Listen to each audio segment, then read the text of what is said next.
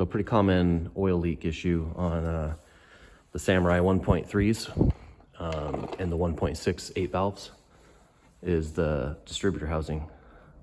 So you can see this one's pretty nasty. So this housing right here that holds the distributor has 3 bolts, and it bolts to the back of the head, and you can see the parting line there. So inside of here is a little skinny O-ring, and that's a real common place to leak. Sometimes, because this is up against the firewall, so sometimes you'll get an oil leak that can be misdiagnosed as a rear main leak, and this is much easier to fix. So always check right underneath here to see if it's oily before you assume it's a rear main. So this is my spare motor. I'm actually doing the work on that gray Samurai I've been working on. So I have that. I just started taking it apart. So you can see here's the distributor housing off, and there's that little O-ring.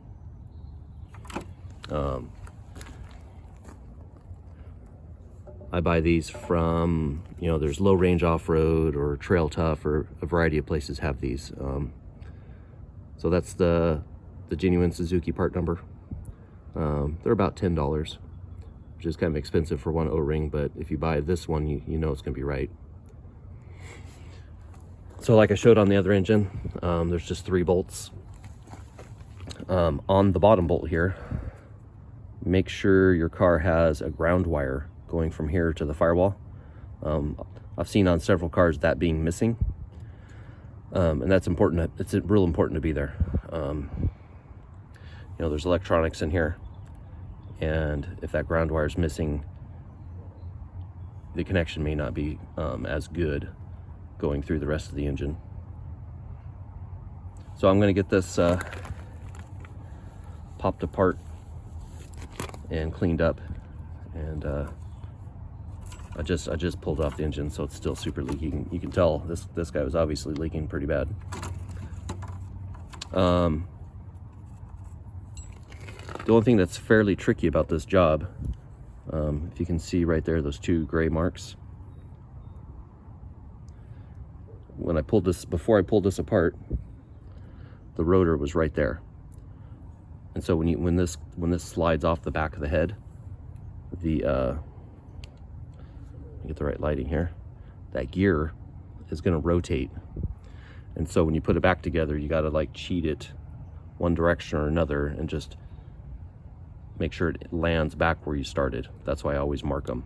And usually what I'll do as well is I'll get up close and take a picture, just in case I accidentally wipe off a mark or something handling this. So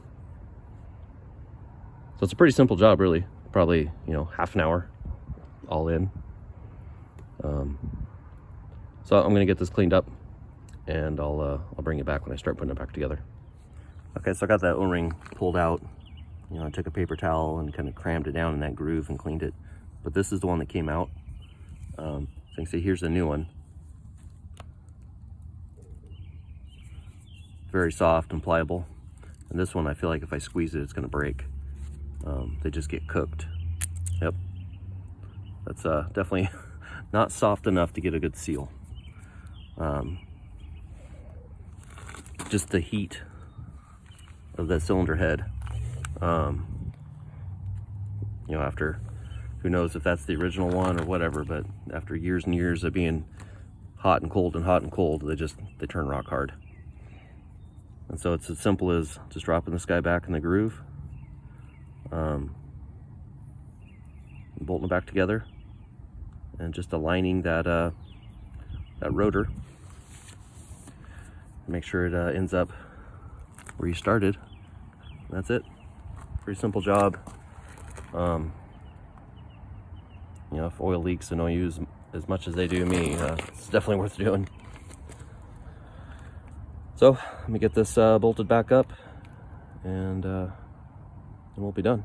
Okay, one more quick thing I didn't mention. I usually will take a little grease and kind of grease that guy up. just to help it stick in place, because you're going to be holding this, you know, kind of wrestling with wires on the back of the firewall and stuff. And you know, if that were to fall out halfway and you didn't notice and you bolt it up, you're gonna end up cutting that O-ring. So a little bit of grease just helps it to stick and stay in the groove. All right, so I got it bolted back in. My marks are lined up. So things that you know, you had to disconnect and put back on are the vacuum advance hose, and then this connector right here. This car's an 86 or an 87.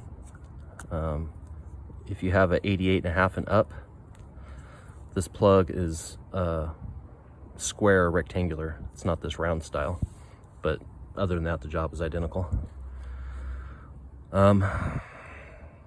That's pretty much it. I'm going to get in here with some paper towels and brake clean and finish cleaning up the back of the block. And then you basically just stick your distributor cap back on and the job's done. Really basic and really easy.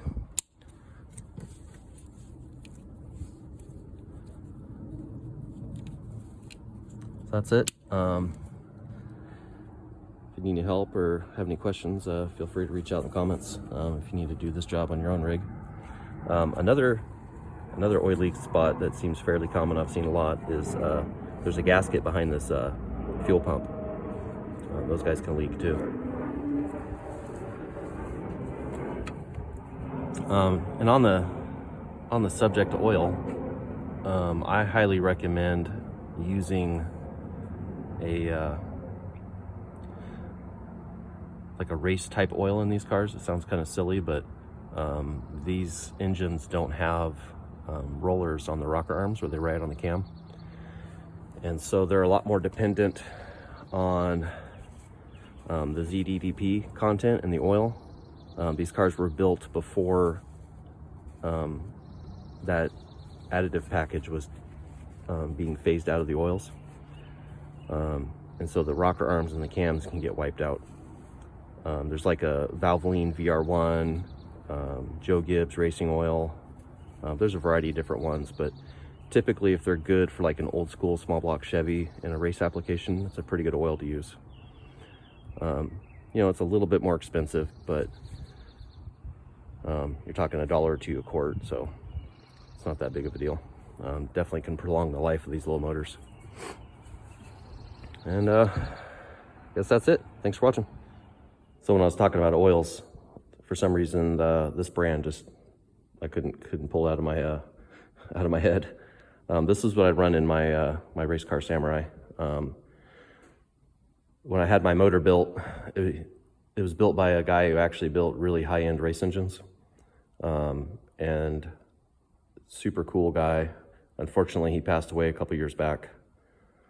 But this is what he recommended I run, and you know, I've run the crap out of that poor little motor. It sees a lot of time at $7,000. That's where it makes peak power, and that's where it lives a lot of the time. And you know, I would say between his skill of being an amazing engine builder and this good oil, that thing's held up great.